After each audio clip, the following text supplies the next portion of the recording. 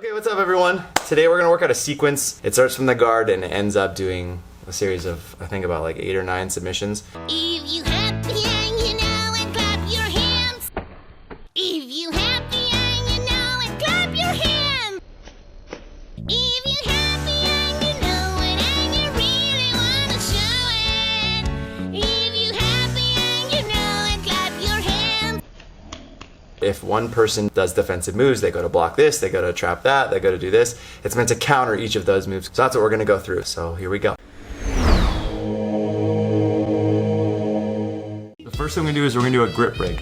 When we do the grip break, what we're gonna do is we're gonna do like a figure 4 kind of grip break. So I'm gonna reach across, not the same side, but across to grab my partner's sleeve. And basically what you're gonna do is you're gonna take the forearm and like where the top of the thumb is, I'm gonna go underneath my partner's wrist. I'm gonna push into the wrist, I guess you could say. So what I'm trying to do is I'm trying to collapse the wrist. As I collapse the wrist, it'll cause the wrist to do what's like what they call a gooseneck, which it's bending at like a 45-degree angle. So when I bend the wrist in, ideally I want to break this grip, but I could also get a submission out of this. I can get a wrist lock out of it. So as I'm doing this, I want to get that chop kind of right in there at that wrist, and I want to bend it. When I'm bending it, I'm going to push this wrist down, which creates a little bit of a tap. So as I pull the person in, I get a submission. So as I do this and I come in here, if I don't get the submission, it's going to definitely relax the partner's hand. When I do that, all I'm going to do is I'm going to finish the figure 4. So I grab the sleeve, I come underneath, and I grab my own wrist. I'm gonna push into my stomach. As I do that, I'm gonna slide it up as high as I can go. The next step is I wanna get behind the back of my neck. So I break this grip. When I do that, I'm gonna be pulling on the sleeve hand that I'm grabbing with, my right cross hand. As I lift it over my head, I'm gonna take my other arm, I'm gonna come up and around to do an overhook. So I'm gonna go underneath, come around, and wrap up as deep as I can, and I'm gonna grab my partner's cross lapel. Okay, when I do this, things to look for, I wanna make sure that I pull this as far behind myself as I can pull it. I come as deep. I want to go over the elbow because I'm going to get an arm bar in a second. So I'm going to come over the elbow and grab that far collar as high up as I can go. The best way to get a choke set is to grab the collar as high as you can get it. So from here, I'm going to take that cross hand and it's going to cup the shoulder. So I'm kind of contouring the inside of the shoulder here.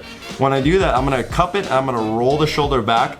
I'm gonna finish up this figure 4 by taking the underhook arm that's underneath the elbow. I'm gonna grab my own forearm, and all I'm gonna do is I'm gonna push back with my right hand. I'm gonna lift up with my left hand. So I'm gonna push up right in there, and that's when I get my arm bar. Okay, the next thing I'm gonna do is I'm gonna take my underhook hand and I'm gonna grab this collar across here. And when I do any kind of collar choke, to get it deep, as deep as I can get it, I want to take the bottom of the collar and I want to pull it down as I slide the high hand up as close to the neck and as tight against the neck as possible. That way the choke works really, really well that way. I don't have to fight for it later on. I'm going to take the other hand, I'm going to go right across to the far shoulder. I would like to grab material, that way I can get a nice solid grip. I want to bring my partner in really close and I want to think elbows to the ears, and all I'm doing is giving them a hug. So I give them a nice hug, boom, and I get that tap right in there. As soon as I set this choke, obviously if I'm rolling with my partner, unless they have no clue what I'm doing, they're going to defend this choke. So what my partner's gonna do is gonna push on that top choking arm and they're gonna push it down to try to defend it.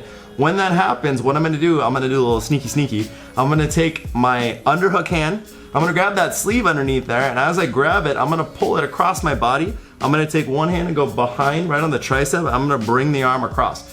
When that happens, I'm gonna set up my next arm bar. So what I'm gonna do is I'm gonna put the feet on the hips, I'm gonna take my right leg, the one on the side that I'm pushing across, I'm gonna take that leg and throw it over my partner's shoulder. So I'm basically contouring the shoulder, so it's going right between the neck and the top of the shoulder, like the traps. So one leg is gonna go right over there over the top. I'm gonna bring my other leg, I'm gonna hook it, and at this point, I wanna make sure that when I put this right leg over the shoulder, that my calf is pushing down on my partner's back so I can keep a lot of control so they can't wiggle out. So the next thing I'm gonna do is I'm gonna take my other leg and I'm gonna cross like I'm doing guard, ankles up, and I'm gonna squeeze my knees together. What that's gonna do is gonna make everything super uncomfortable, super tight, and I'm gonna watch my partner's eyes kind of pop out of their head. So right when I get to that spot, this arm that I was pushing across, that's gonna be my arm bar arm. I'm gonna put my hips off the ground and I'm gonna get this arm right in for that tap. And the tighter I have it, obviously, the quicker the submission. So I wanna make sure that I'm thinking about squeezing all this together. So when this arm bar happens, the next thing I'm gonna do, let's say I'm struggling and this arm bar isn't working or the person's defending it. Let's say I have the arm and they're trying to hold up against their body. So what I'm gonna do now is I'm gonna do a wrist lock to kind of get the arm off to the side, but I'm gonna turn it into a shoulder lock.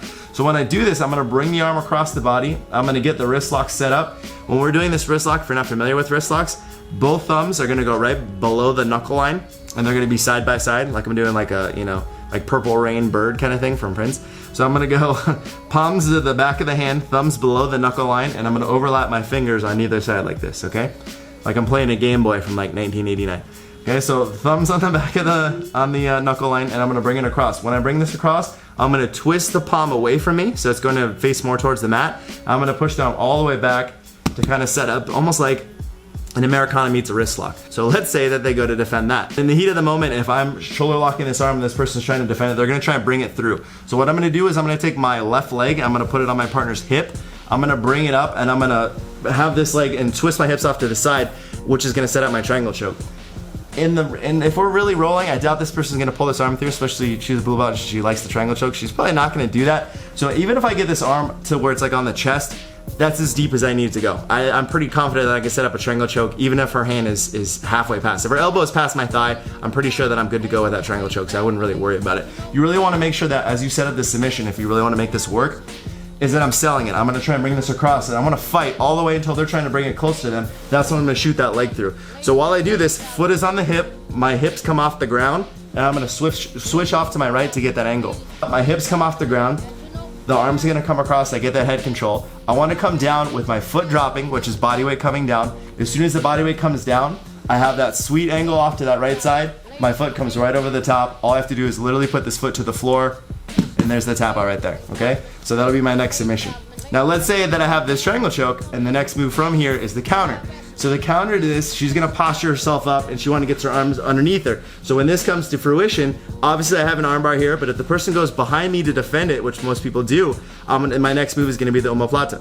So as soon as I get into this spot, what I like to do is I like to take my right foot and use it to get my hips off the ground. When I get my hips off the ground, it's enabling me to shift my weight easily on my T-spine area. I get swivel on that top part. When I do that, I'm gonna swivel off to that side. I'm gonna kick this leg inward. So the thing about this is that if you just kick it inward right from here, the partner's arm can bend, it can come underneath, and then you lose the Umaplata. So you wanna make sure when you get to this spot, when the arm is true and it's straight where it is, I'm gonna get that grip and I'm gonna kind of manipulate and turn it. So I'm gonna be here, turning inward. So when the hips come up off the ground, I'm gonna swivel off to the side and kick the leg down to set up Umaplata. Naturally, if the person lays flat, that's great for me. So I don't have to worry about getting them flattened. So I can just finish my Umaplata, my feet come off to the side, I underhook the far arm, I slide my bottom back, and my hips come off the ground and I get the submission. Now let's say this person's not gonna let that happen because they're not foolish enough to lay flat. She was just laying flat to show you guys what not to do, so don't worry about that. So if I wanna get this person flattened on the ground, I can scoot myself forward to bring them forward out this way to flatten them out. So the next thing from here is as soon as we have the Umaplata, let's say the person's defending the Umaplata. Let's say they're grabbing their belt, or every time I try to push in them to flatten them out, they keep walking into me. So if I move into her defense, she's gonna walk into me. So let's say we're fighting each other, or she's trying to posture herself back, so I can't get this leg down. So this is what we're gonna do next. Just when you think there's no end, it just keeps going. I'm gonna attack this leg over here, but you can't see, so we're gonna flip. So check this out, ready? Okay, so I'm gonna attack this leg that's closest to me. So now there's a few things I can do here. At this particular point, if she keeps moving into me, I'm gonna come back and attack the leg closest to me. So I come back into this foot, I'm gonna grab the pinky toe spot right in here, and when I grab it, I'm gonna put palm on the knuckle line. My fingers are gonna go right into the meat of the bottom of the foot. I'm gonna bring that foot, come up off the ground, and when I do this, I don't just wanna submit right here in the front, because she's stronger here, she could tuck it underneath, and just bad news for me. I wanna make sure if I footlock, I wanna bring that across to myself to make it comfortable. I can underhook to that figure four, just like we did in the very beginning, and I get that footlock right in there. So it's a great submission, it works really well, and all the while I'm controlling the upper half of her body, still having the Umaplata with my legs, but I'm attacking the foot down here. Now let's say, again, we're talking about counters here. If I try and get that foot and they're like, nope, not gonna happen. They're not gonna allow it. So what I wanna do is I'm gonna attack that whole leg completely. Right now my partner's in the turtle. They're heavy on the leg, so if I try and move this leg, it's not gonna work. So what I like to do is I like to use the Umaplata to push the person forward. That way it creates less weight on the leg so I can attack it. So what I'm gonna do is I'm gonna underhook the leg. As I do that, I can grab the far belt, I'm gonna roll the person over across me, and I'm gonna keep the figure four with the legs. Okay, so I'm gonna underhook the leg, bring the person all the way across the body here, and keep the figure four. Now, the Umaplata leg here, what I'm gonna do is I'm gonna take the top of that foot, put it behind my knee, and I'm gonna figure forward here. Which leads us to our last submission. So when I do this, what I'm gonna do is I'm gonna take this ankle and this shin right here, and I'm gonna very gently, because I don't wanna kill my partner, I'm gonna put it across the throat, and it's gonna be my final choke. So I have this figure four, this foot will come right across the throat. I'm gonna make sure I look before I do it so I don't kick my partner in the face. I'm gonna contour my ankle, like the curve where my shin and my ankle meet and the top of my foot. That's gonna contour the throat.